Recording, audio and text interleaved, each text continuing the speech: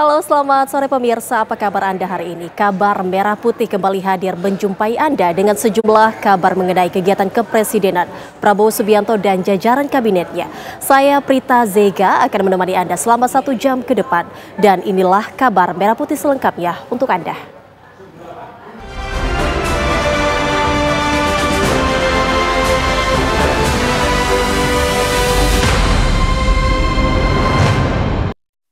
Ya, kita awali kabar Merah Putih sore hari ini. Pemirsa, Presiden Prabowo Subianto menegaskan pentingnya pengelolaan anggaran negara secara tepat guna untuk mendukung pembangunan infrastruktur yang bermanfaat bagi kesejahteraan masyarakat.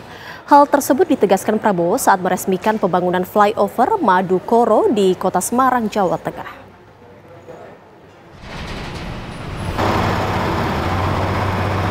Presiden RI Prabowo Subianto meresmikan flyover Madukoro di Kota Semarang, Jawa Tengah. Flyover ini memiliki panjang 221 meter dan lebar 19 meter di Jalan Arteri Yosudarso. Dan selesai dibangun setelah pengerjaan sejak April 2023 hingga Mei 2024. Dengan dibangunnya flyover Madukoro ini diharapkan dapat mengatasi kemacetan di jalur Pantura, khususnya di persimpangan yang mengarah ke Bandara Jenderal Ahmad Yani, serta memperlancar arus lalu lintas bagi warga dan pengunjung Semarang. Dengan 2 jalur yang luas, jalan layang ini diharapkan dapat menjadi solusi efektif untuk mengatasi permasalahan kemacetan yang sering terjadi di kawasan tersebut, sekaligus mendukung kelancaran aktivitas ekonomi dan pariwisata, baik di Kota Semarang maupun di wilayah sekitarnya, yang selama ini terhambat oleh padatnya arus lalu lintas. Prabowo menegaskan bahwa infrastruktur yang dibangun di Indonesia menggunakan uang rakyat. Ia memastikan bahwa proyek flyover Madukoro telah dibangun sesuai spesifikasi yang telah direncanakan. Kita harus tahu bahwa infrastruktur ini adalah dibangun dengan uang rakyat, bahwa setiap rupiah uang rakyat harus dipakai, digunakan sebesar-besarnya untuk kepentingan rakyat. Terima kasih atas perencanaan pelaksanaan yang baik. Yakinkan bahwa semua yang dibangun adalah sesuai spesifikasi.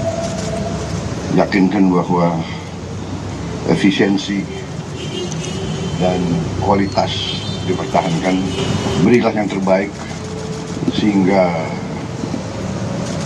kemampuan negara dan bangsa sebesar-besarnya bisa dirasakan manfaatnya oleh rakyat kita. Sementara itu, Menteri Pekerjaan Umum Dodi Hanggodo mengungkapkan bahwa proyek flyover Madukoro menelan biaya sebesar 198,1 miliar rupiah. Pembangunan flyover ini dianggap strategis lantaran dengan adanya flyover dapat mengefisiensi biaya perjalanan, BBM, dan waktu. Selain itu, jalan ini juga diyakini akan meningkatkan dampak positif bagi perekonomian daerah. Mohon perhatian. Dari Semarang, Jawa Tengah, Teguh Joko Sutrisno, TV One mengabarkan. Pemirsa, kinerja anggaran pendapatan dan belanja negara (APBN) hingga akhir November 2024 masih berada dalam tren positif. Di tengah ketidakpastian geopolitik dan ekonomi global, APBN akan terus berperan sebagai instrumen fiskal yang mendukung agenda prioritas nasional untuk kesejahteraan masyarakat.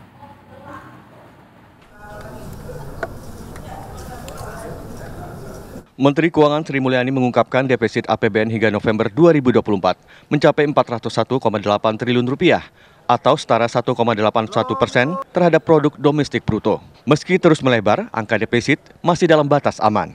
Defisit tersebut diakibatkan pendapatan negara yang masih lebih rendah dibandingkan belanja pemerintah. Pendapatan negara tercatat telah mencapai 2.492,7 triliun rupiah atau 89% dari target. Sementara itu, belanja negara pada periode yang sama mencapai 2.894,5 triliun rupiah atau 87% dari pagu anggaran. Menurut Sri Mulyani, situasi ekonomi global yang saat ini terus mengalami dinamika yang luar biasa, membuat kebijakan fiskal dan moneter dari beberapa negara termasuk Indonesia ikut terdampak. Sampai dengan akhir November, defisit APBN mencapai 401,8 triliun. Di dalam APBN kita 2024 total defisit anggaran adalah di di dalam undang-undang disebutkan mencapai 522 triliun, 8 triliun, 522,8 triliun. Jadi defisit 401,8 triliun masih di bawah 522,8 triliun rupiah. Meskipun kita postur totalnya defisit, keseimbangan primer kita masih surplus 47,1 triliun. Ini memang sesuatu yang tetap kita akan coba jaga meskipun cukup berat karena tekanan belanja cukup besar sementara pendapatan negara kita baru mau mulai pulih kembali. Meski dalam tekanan, secara keseluruhan kinerja APBN masih berada dalam tren positif. APBN yang menjadi instrumen vital dalam perekonomian akan terus berperan dalam mendukung agenda prioritas untuk kesejahteraan masyarakat. Dari Jakarta, Josephine Kezia, Ahmad Samsudin, TV One mengabarkan. Presiden Prabowo menghadiri apel Kasatwil Polri di Akademi Kepolisian Semarang, Jawa Tengah. Ada sejumlah hal yang diingatkan Prabowo kepada institusi Polri, salah satunya mengenai penghematan anggaran di institusi Polri.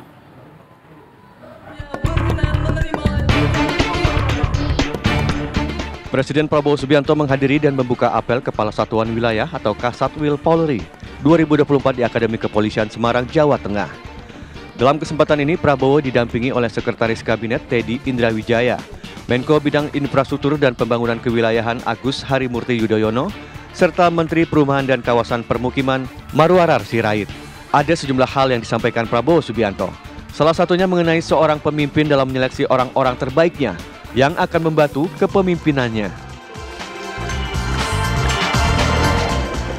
Sapa para alumni Akademi Kepolisian.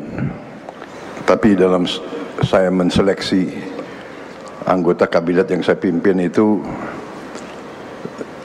yang saya lihat adalah hati merah putihnya, bukan latar belakangnya.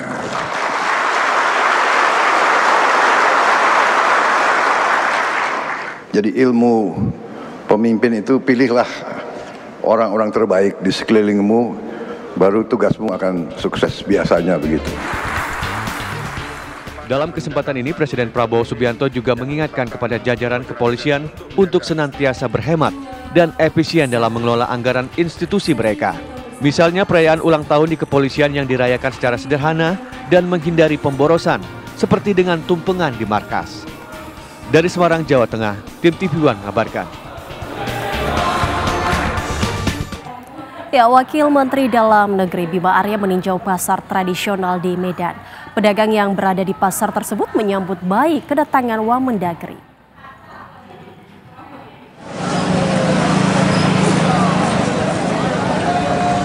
Wakil Menteri Dalam Negeri Bima Arya didampingi PJ Gubernur Sumatera Utara, Wali Kota Medan Bobi Nasution dan aparatur terkait meninjau pasar tradisional akik di Jalan AR Hakim, Kota Medan. Bima Arya menyempatkan diri berbincang dengan para pedagang sayur dan ikan di pasar tersebut. Ia juga membeli beberapa jenis sayuran dan ikan asin dari pedagang. Dalam kesempatan ini, Bima Arya menyampaikan bahwa pasar tradisional akik merupakan contoh revitalisasi pasar tradisional yang berhasil dilakukan oleh pemerintahan Kota Medan. Ini contoh bagaimana pemerintah kota bisa melakukan revitalisasi dengan kerjasama untuk membangun pasar. Ini kan tadi pasar tumpah ya, ilegal, kondisinya jelek. Ada pedagang yang 30 tahun berdagang di sini dengan kondisi yang jauh dari memadai. Sekarang kondisinya jauh lebih baik. Bima Arya juga mengaku kunjungan ini untuk mengetahui persediaan bahan pokok untuk persiapan Natal dan Tahun Baru. Dari Medan, Sumatera Utara, Heri Kiswanto, TV One mengabarkan. Ya, pemirsa, kabar Merah Putih akan kembali sesaat lagi. Usai jeda, tetaplah bersama kami.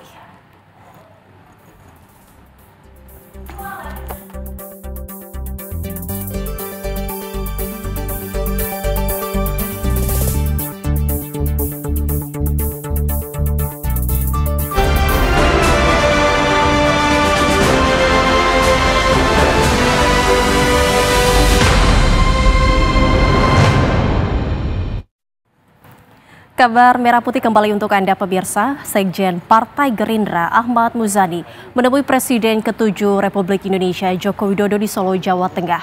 Muzani mengundang mantan wali Jokowi untuk menghadiri Kongres Partai Gerindra yang akan diselenggarakan Februari 2025 mendatang.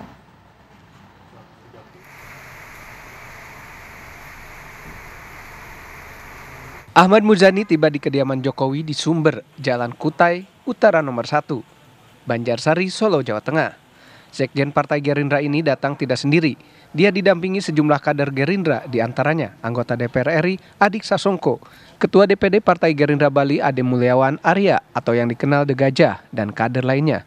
Pertemuan tersebut berlangsung sekitar 1 jam dan tertutup. Muzani mengatakan pertemuannya dengan Jokowi sekedar silaturahmi, membicarakan hal-hal ringan sambil minum teh. Ada yang serius dan ada yang tidak. Jokowi juga memberikan sejumlah pandangannya terkait pemerintahan Prabowo Gibran, khususnya perhatiannya soal ekonomi dan politik. Kami bisa diterima dengan beliau dan kami bersyukur bisa minum teh dengan beliau di rumah beliau dalam keadaan kondisi beliau santai. Kami berbincang sesuatu yang ringan-ringan. Kami berbincang sesuatu yang tidak terlalu serius, ada juga hal-hal yang juga cukup adat dan cukup serius. Dan beliau banyak menyampaikan pandangan kepada kami tentang hal-hal ke depan yang sangat penting bagi opportunity dan peluang bagi pemerintahan ke depan dan kondisi-kondisi politik yang bisa dijadikan sebagai momentum bagi pemerintahan Prabowo Gibran ke depan. Berbicara mengenai segala hal, tapi yang ringan-ringan, berkaitan dengan ekonomi, berkaitan dengan politik, tapi kita patut bersyukur bahwa kondisi politik dan ekonomi negara kita sangat baik.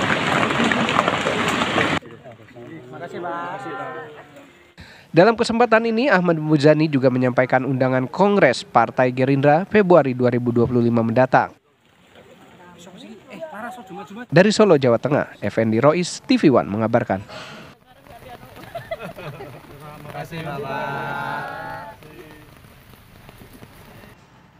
Pemirsa, Wakil Presiden Gibran Rakabuming Raka mendatangi lokasi pengungsian korban kebakaran di Kemayoran Gempol, Jakarta Pusat. Kedatangan Wakil Presiden Gibran Rakabuming Raka disambut meriah oleh warga. Gibran datang tidak dengan tangan kosong. Sambil menyapa warga, Gibran juga memberikan susu kepada anak-anak dan lansia.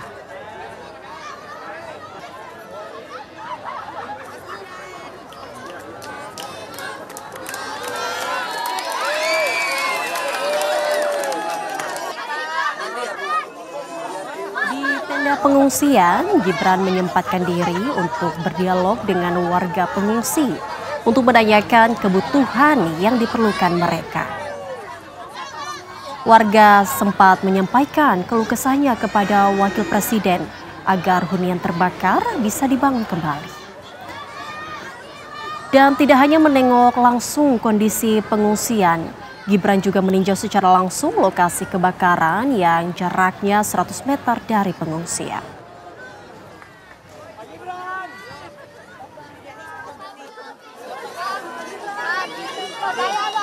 Sini Pak, sini.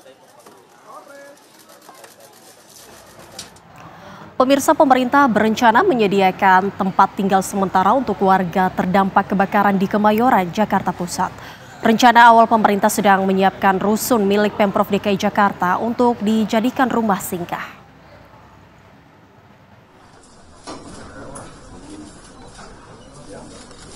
Kementerian Koordinator Bidang Pembangunan Manusia dan Kebudayaan menggelar rapat tingkat menteri untuk membahas penanganan pasca kebakaran di Kemayoran, Jakarta Pusat. Rapat tingkat menteri dipimpin Menko PMK Pratikno dan dihadiri sejumlah wakil menteri dan perwakilan dari kepala badan. Rapat kali ini membahas mengenai bagaimana penanganan pasca kebakaran di Kemayoran yang terjadi pada Selasa lalu. Dari hasil rapat, pemerintah menyiapkan beberapa solusi untuk warga yang terdampak kebakaran di Kemayoran.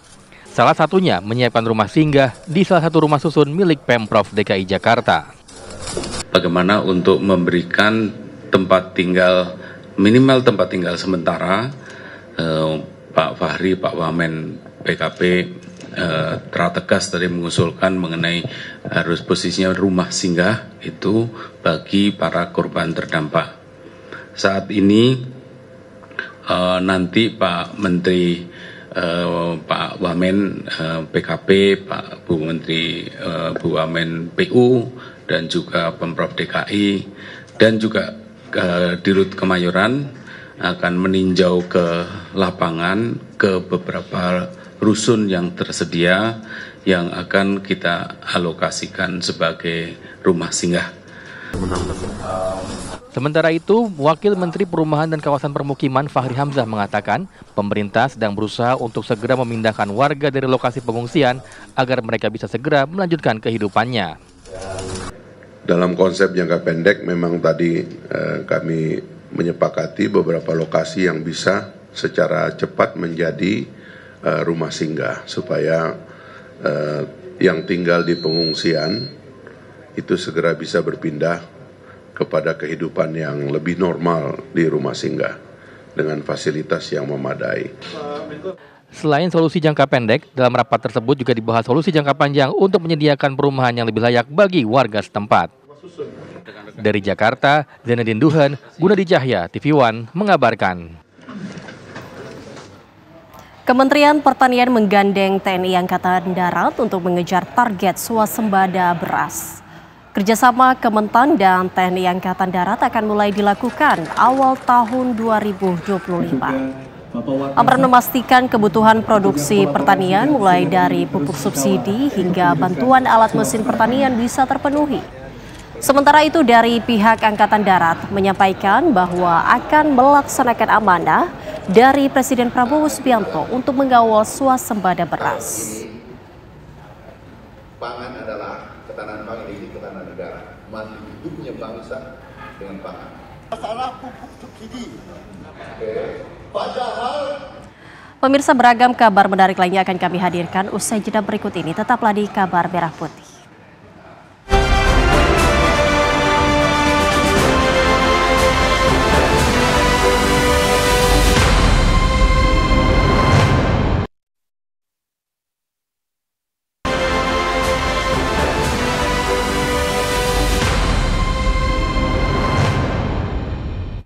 Terima kasih masih bersama kami di Kabar Merah Putih.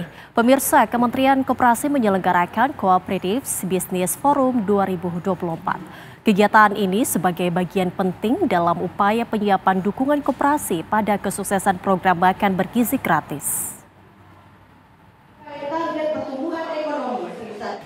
Dalam rangka mendukung capaian pertumbuhan ekonomi nasional dan program pemerintah makan bergizi gratis, Kementerian Koperasi menyelenggarakan Cooperative Business Forum 2024. Ada 33 koperasi produsen yang siap menjalin kemitraan dan bisnis matching dengan para pelaku usaha.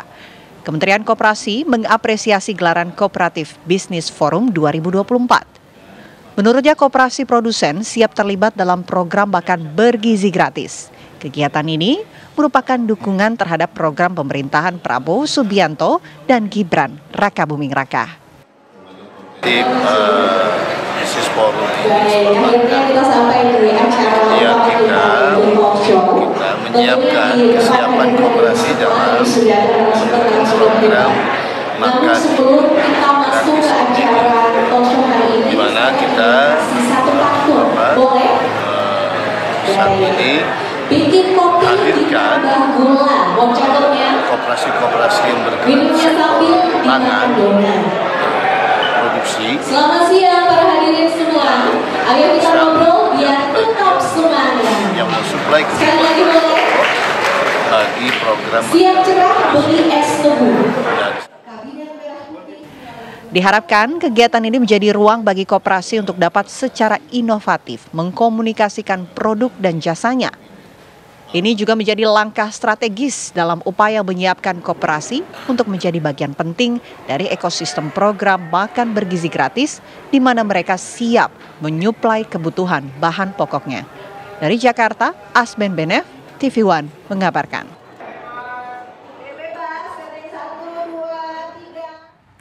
Kementerian Investasi dan Hilirisasi BKPM telah menjembatani 579 kesepakatan kemitraan senilai 3,9 triliun rupiah antara perusahaan besar dan UMKM. Kesepakatan tersebut dapat terrealisasi hanya dalam waktu 2 bulan sejak terbentuknya Kabinet Merah Putih.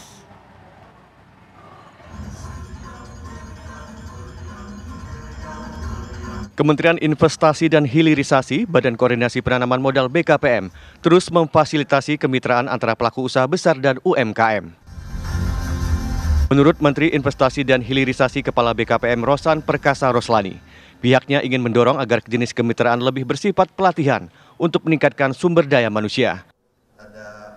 Selain itu, investasi yang masuk baik dari dalam negeri maupun luar negeri harus memberikan kontribusi kepada pengembangan UMKM di seluruh Indonesia.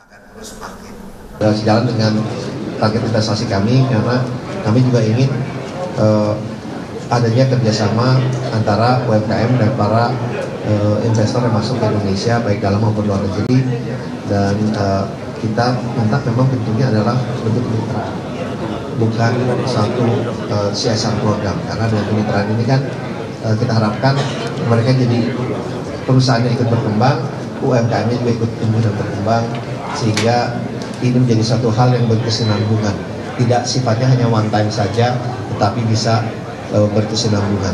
Itu yang kami harapkan ke depannya. Selama era Kabinet Merah Putih, total sudah ada 579 kesepakatan antara usaha besar dan UMKM dengan nilai 3,9 triliun rupiah. Kesepakatan tersebut melibatkan 18 perusahaan besar dan 389 UMKM. Dari Jakarta, tim TV One mengabarkan.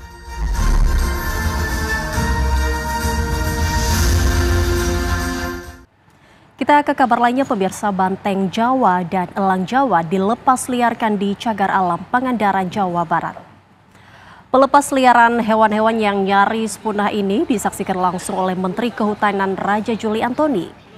Sebanyak 4 ekor banteng yang terdiri dari 2 jantan dan 2 betina ini sebelumnya dikembangbiakan oleh Taman Safari Indonesia. Banteng Jawa hampir punah pasca meletusnya Gunung Galunggung tahun 1982 silam. Aktivitas seluruh hewan yang dilepas liarkan akan dipantau ketat dengan kamera trap dan CCTV.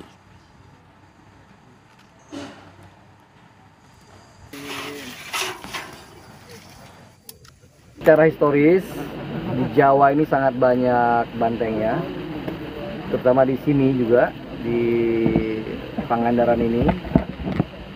Pertama kali dulu diintroduksi oleh penjajah dulu ya, Belanda membawa ke sini, tapi menjadi punah atau hampir punah ketika Gunung Galunggung meletus pada tahun 1982. Nah, terakhir ditemukan tulang belulang terakhir banteng yang tersisa itu pada tahun 2023. Pemirsa, usai jeda kami hadirkan informasi menarik lainnya sesaat lagi untuk Anda.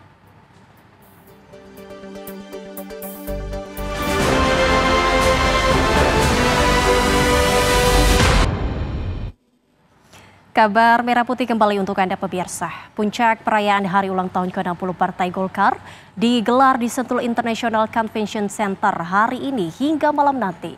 Presiden Prabowo Subianto dan Wakil Presiden Gibran Raka Buming Raka direncanakan akan menghadiri acara yang bakal dihadiri 6.000 orang ini. Dan untuk mengetahui kabar terbaru dari puncak peringatan hari ulang tahun ke-60 Partai Golkar, kita sudah terhubung dengan reporter TV One Zinedine Duhan. Selamat sore Zinedine Duhan, bagaimana persiapan hari ulang tahun ke-60 Partai Golkar di sana saat ini? Ya, Prita dan juga pemirsa, saat ini Partai Golkar akan menggelar puncak perayaan hari ulang tahun ke-61, tepatnya ini digelar di Sentul International Convention Center.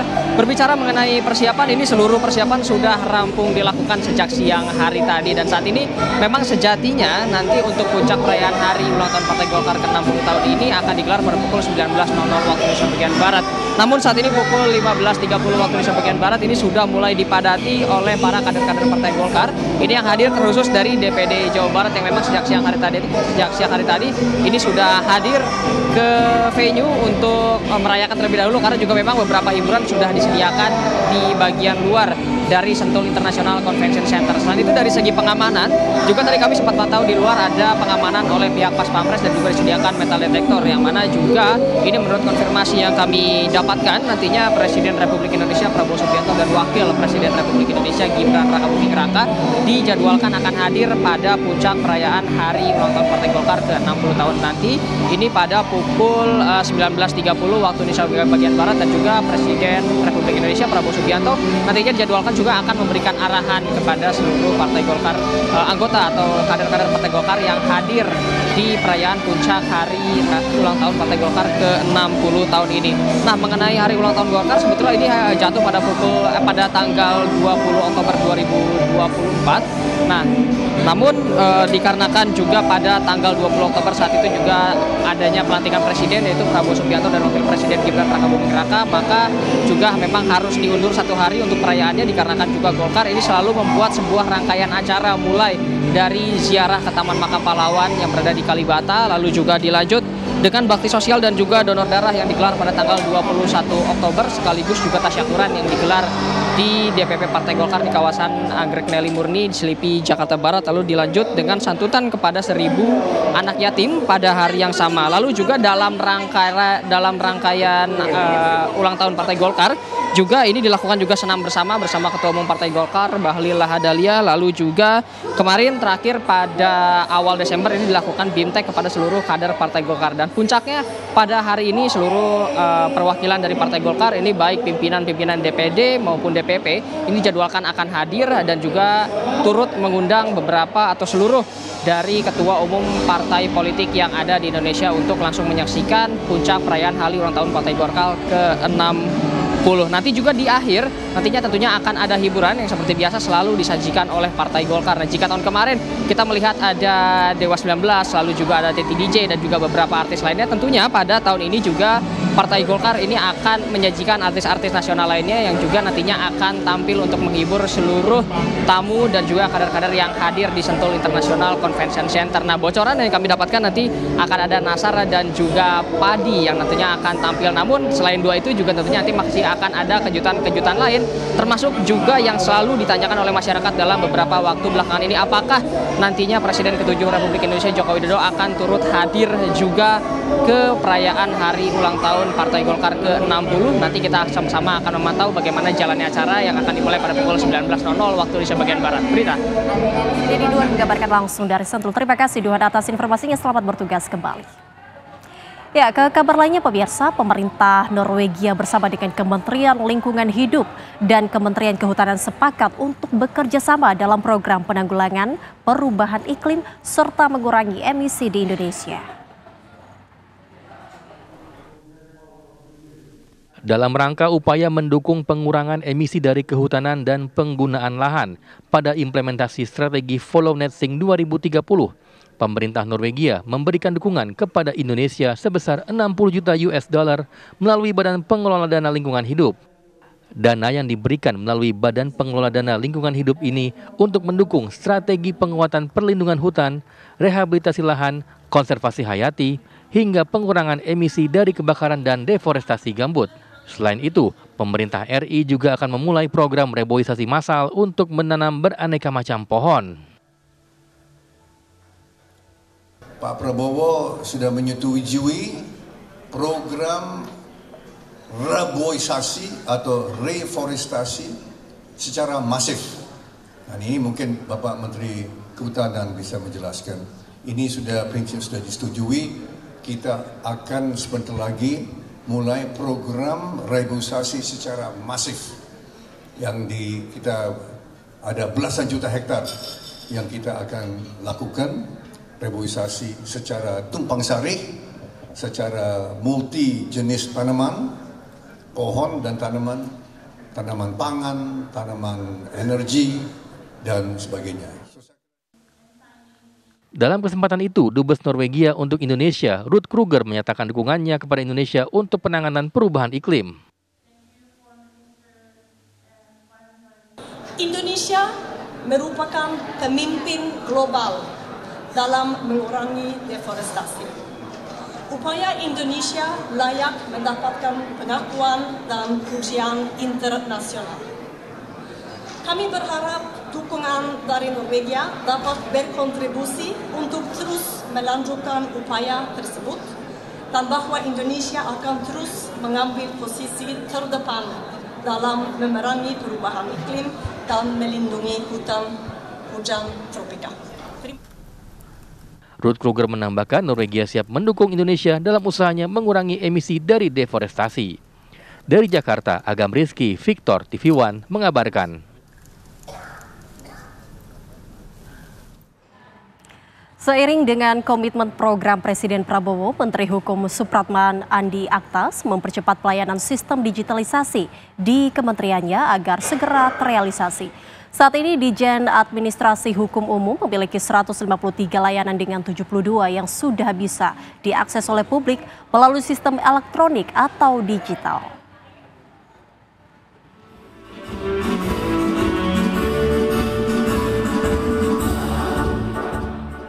Menteri Hukum Supratman Andi Aktas meminta Direktorat Jenderal Administrasi Hukum Umum atau Ditjen AHU segera mempercepat pelayanan terintegrasi melalui sistem digitalisasi. Supratman Andi Aktas berharap sebanyak 153 layanan di Ditjen AHU bisa segera berbasis elektronik dalam waktu dekat. Untuk mencapai target sistem digitalisasi, Menteri Hukum akan memfokuskan anggaran ke bagian teknologi informasi yang ada di Ditjen AHU. Semoga teman-teman di Ditjen bahwa dari 153 layanan yang terdapat di Direktorat Jenderal AHU, kami berharap nanti keseluruhannya bisa diakses oleh publik lewat layanan digital. Namun demikian, sampai dengan saat ini baru kurang lebih sekitar 72 layanan yang bisa diakses. Nah, karena itu saya berharap ke depannya dalam rapat kerja teknis pada hari ini yang akan berlangsung sampai dengan tanggal 11 Desember yang akan datang, saya berharap bahwa semua layanan-layanan yang kurang lebih 152 itu bisa dilaksanakan. Menurut Supratman, layanan berbasis elektronik ini selaras dengan komitmen Presiden Prabowo Subianto untuk mengoptimalkan regulasi nasional, sekaligus meningkatkan kualitas pelayanan publik. Presiden secara khusus menginstruksikan Kemenkum untuk mengkaji ulang seluruh regulasi, termasuk yang terkait dengan tugas Ditjen AHU. Dari Jakarta, Yoga Kuspratomo, TV One mengabarkan.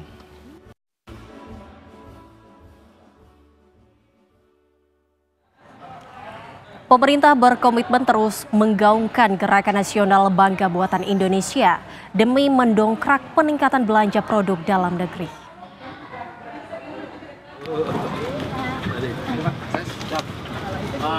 Gerakan Nasional Bangga Buatan Indonesia yang dibalut festival dengan tajuk ITBGW Fest 2024 berlangsung di Mataram, Nusa Tenggara Barat. Wakil Menteri Perindustrian Faisal Riza menghadiri puncak peringatan Gerakan Nasional Bangga Produk Dalam Negeri ini. Faisal menyempatkan diri berkeliling ke counter-counter pameran untuk melihat aneka produk dalam negeri, mulai dari kuliner hingga industri prototipe motor listrik buatan anak negeri.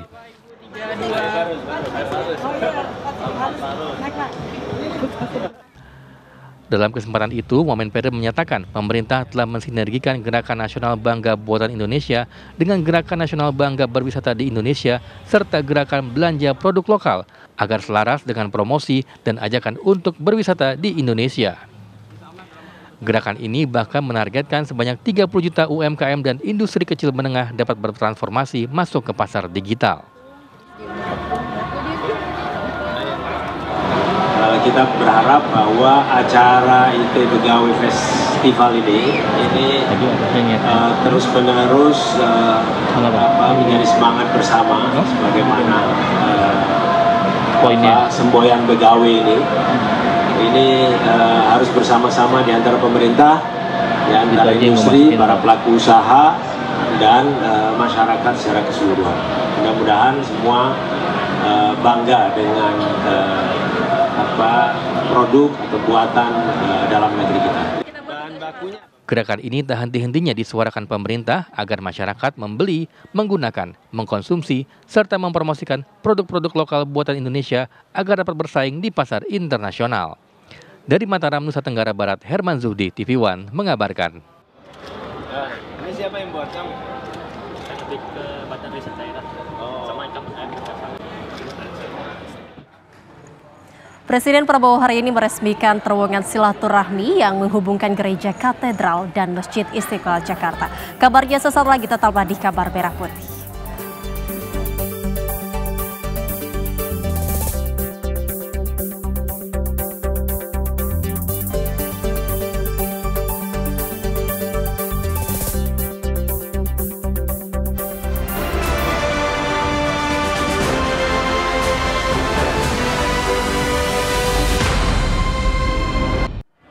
Terima kasih masih bersama kami pemirsa. Pemirsa, rencananya Presiden Prabowo hari ini meresmikan terowongan silaturahmi yang menghubungkan Gereja Katedral dan Masjid Istiqlal Jakarta. Peresmian itu sekaligus menandai selesainya pembangunan terowongan yang dimulai pada 2020 lalu. Terowongan silaturahmi merupakan simbol kerukunan antar umat beragama yang dilambangkan dalam bentuk terowongan yang menghubungkan dua cagar budaya negara, yakni Masjid Istiqlal dan Gereja Katedral. Terowongan ini menelan biaya hingga 39 miliar rupiah.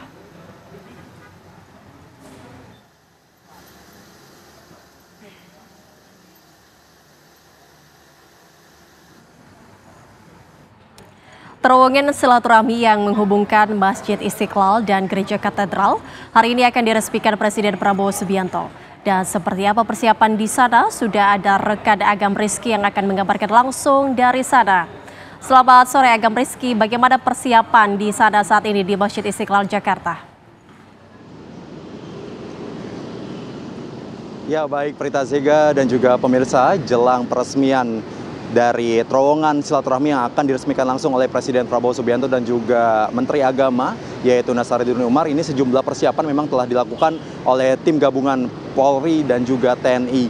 Dan saat ini kami sudah berada di sekitar Masjid Istiqlal dan tadi juga kami melihat sejumlah satuan pengamanan juga turut melakukan sterilisasi area karena memang pada sore hari ini Presiden Prabowo Subianto dan juga Menteri Agama Nasaruddin Umar akan meresmikan secara langsung terowongan silaturahmi yang menghubungkan halaman Masjid Istiqlal dengan Gereja Katedral. Dan nantinya ini dikemukakan langsung oleh Menteri Agama Nasaruddin Umar bahwasanya usai diresmikan terowongan silaturahmi ini akan dapat diakses oleh masyarakat umum dan masyarakat juga dapat menikmati sejumlah fasilitas. Salah satunya ini adalah galeri yang akan diproyeksikan langsung oleh Masjid Istiqlal dan juga Gereja Katedral untuk dinikmati oleh masyarakat. Selain itu memang terowongan yang dibangun sejak 15 Desember 2020 lalu dan rampung diselesaikan pada awal tahun 2021 ini sebelumnya memang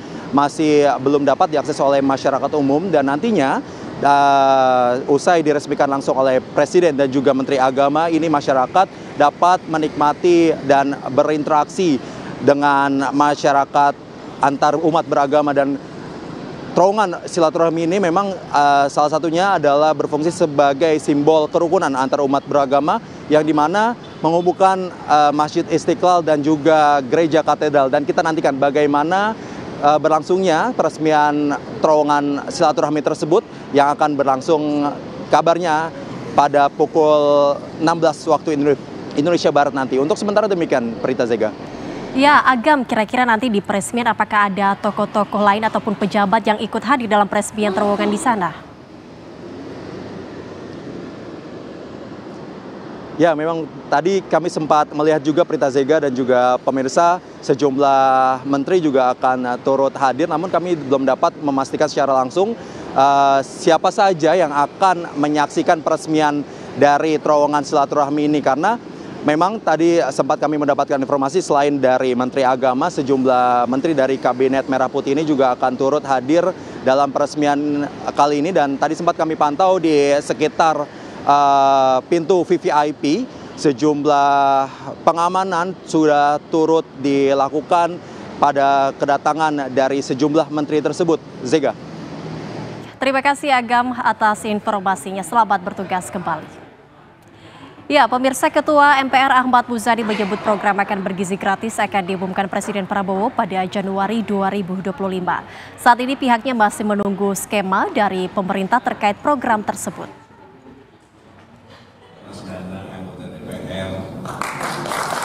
Ketua MPR yang juga Ketua Dewan Pembina Asosiasi Peternak dan Penggembuk Sapi Indonesia, Ahmad Muzani, mendorong anggotanya untuk ikut ambil bagian dalam program makan bergizi gratis. Muzani berharap peternak susu dapat ikut berkontribusi dengan menyiapkan susu perah kualitas terbaik dari peternak lokal. Makan bergizi gratis memang menjadi program unggulan pemerintahan Prabowo Gibran sebagai upaya mengatasi kekurangan gizi. Kekurangan gizi kita masih cukup jauh dan cukup tinggi, dan segala macam termasuk IQ kita masih menjadi masalah. Karena itu Pak Prabowo menyadari itu sejak awal. Bagi beliau, upaya untuk memperbaiki kualitas sumber daya manusia kita menjadi sesuatu yang mendesak. Maka program makan siang bergizi adalah sesuatu yang diprogramkan oleh beliau di satu sisi untuk memperbaiki gizi, di satu sisi lain juga untuk meningkatkan peningkatan kualitas sumber daya manusia sejak awal. Muzani menyebut skema dari pemerintah pusat terkait program makan bergizi gratis akan diumumkan Presiden Prabowo Subianto pada Januari 2025 mendatang. Dari Sleman, Yogyakarta, Andri Prasetyo, TV One mengabarkan.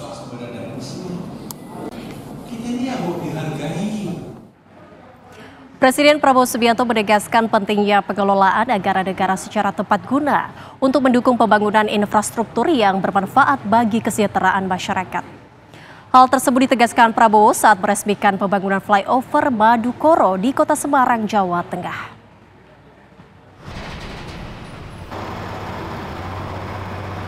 Presiden RI Prabowo Subianto meresmikan flyover Madukoro di Kota Semarang, Jawa Tengah. Flyover ini memiliki panjang 221 meter dan lebar 19 meter di Jalan Arteri Yosudarso. Dan selesai dibangun setelah pengerjaan sejak April 2023 hingga Mei 2024. Flyover Madukoro ini diharapkan dapat mengatasi kemacetan di jalur Pantura, khususnya di persimpangan yang mengarah ke Bandara Jenderal Ahmad Yani, serta memperlancar arus lalu lintas bagi warga dan pengunjung Semarang. Dengan dua jalur yang luas, jalan layang ini diharapkan dapat menjadi solusi efektif untuk mengatasi permasalahan kemacetan yang sering terjadi di kawasan tersebut, sekaligus mendukung kelancaran aktivitas ekonomi dan pariwisata, baik di Kota Semarang maupun di wilayah sekitarnya, yang selama ini terhambat oleh padatnya arus lalu lintas. Prabowo menegaskan bahwa infrastruktur yang dibangun di Indonesia menggunakan uang rakyat. Ia memastikan bahwa proyek flyover Madukoro telah dibangun sesuai spesifikasi yang telah direncanakan. Kita harus tahu bahwa infrastruktur ini adalah dibangun dengan uang rakyat, bahwa setiap rupiah uang rakyat harus dipakai, digunakan sebesar-besarnya untuk kepentingan rakyat. Terima kasih atas perencanaan, pelaksanaan yang baik. Yakinkan bahwa semua yang dibangun adalah sesuai spesifikasi. Yakinkan bahwa efisiensi dan kualitas dipertahankan. Berilah yang terbaik sehingga kemampuan negara dan bangsa sebesar-besarnya bisa dirasakan manfaatnya oleh rakyat kita. Sementara itu, Menteri Pekerjaan Umum Dodi Hanggodo mengungkapkan bahwa proyek flyover Madukoro menelan biaya sebesar 198,1 miliar rupiah. Pembangunan flyover ini dianggap strategis lantaran dengan adanya flyover dapat mengefisiensi biaya perjalanan, BBM, dan waktu. Selain itu, jalan ini juga diyakini akan meningkatkan dampak positif bagi perekonomian daerah. Dari Semarang, Jawa Tengah, Teguh Joko Sutrisno, TV One mengabarkan. Presiden Prabowo menghadiri apel Kasatwil Polri di Akademi Kepolisian Semarang, Jawa Tengah. Ada sejumlah hal yang diingatkan Prabowo kepada institusi Polri, salah satunya mengenai penghematan anggaran di institusi Polri.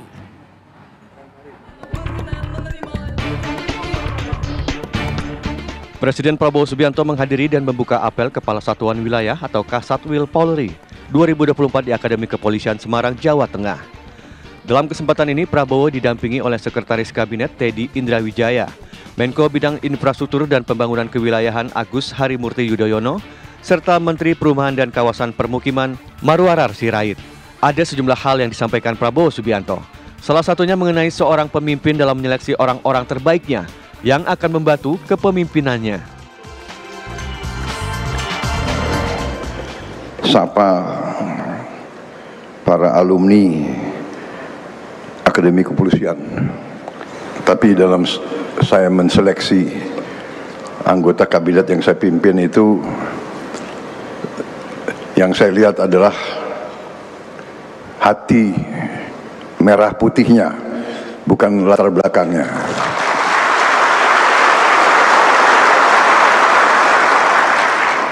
Jadi ilmu pemimpin itu, pilihlah orang-orang terbaik di sekelilingmu, baru tugasmu akan sukses, biasanya begitu. Dalam kesempatan ini, Presiden Prabowo Subianto juga mengingatkan kepada jajaran kepolisian untuk senantiasa berhemat dan efisien dalam mengelola anggaran institusi mereka. Misalnya perayaan ulang tahun di kepolisian yang dirayakan secara sederhana dan menghindari pemborosan, seperti dengan tumpengan di markas. Dari Semarang, Jawa Tengah, tim TV One mengabarkan. Ya, pemirsa, kabar tadi menutup perjumpaan kita di Kabar Merah Putih sore hari ini. Sesaat lagi Anda juga akan menyaksikan Kabar Petang. Saya Prita Zega dan seluruh kru yang bertugas pamit undur diri. Terima kasih kebersamaan Anda. Sampai jumpa.